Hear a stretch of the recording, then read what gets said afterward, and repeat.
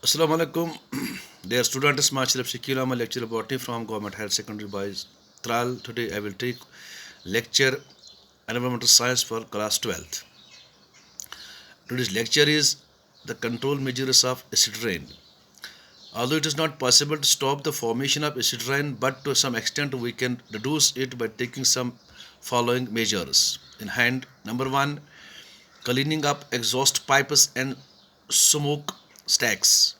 Most of the electric power supporting the modern day energy requirements comes from the combusting fossil fuels such as oils, natural gas and coal, and generate nitrogen oxides and sulfur dioxides as the chief contributors to acid rain. The burning coal largely accounts for sulfur dioxide emissions, while nitrous oxide emissions are mostly from fossil fuel combustion. Washing coal Washing coal, use of coal comprised of low sulfur, and use of devices known as scrubbers can provide technical solution to sulfur dioxide emissions. Dear students, scrubbing, also called fuel gas desulfurization, typically works to chemically eliminate sulfur dioxide from the gases leaving smokestacks. It can eliminate up to 95% of SO2 gases. Power generation facilities can also shift to using fuels that emit much less sulfur dioxide, such as natural gas, instead of burning coal. These methods are simply called emission reduction strategies. Similarly, nitrous oxide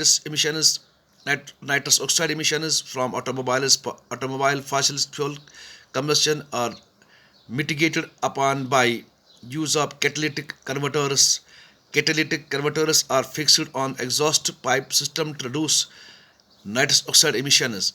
Improvement of gasoline that combusts cleaner is also a strategy for reducing emission of nitrous oxide gases. The second one is restoring damaged environments. Use of limestone or lime. A process called liming is a practice that people can do to repair the damage caused by acid rain to lakes, rivers, and brooks. According Adding lime to acidic surface waters balances the active acidity. It's a process that has extensively been used, for instance, in Sudan to keep the water pH at optimum level.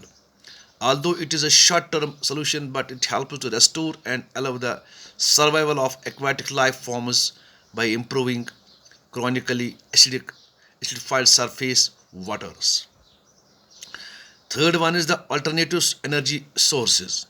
Besides fossil fuels, there is a wide range of alternative energy sources that can generate electric power. These include wind energy, geothermal energy, solar energy, hydropower, and nuclear power. Harnessing these energy sources can offer effective electrical power alternatives instead of using fossil fuels. Fuel cells, natural gas, and batteries can also substitute the use of fossil fuel as cleaner energy sources. So now the fourth one will take into the next lecture. Thank you, students.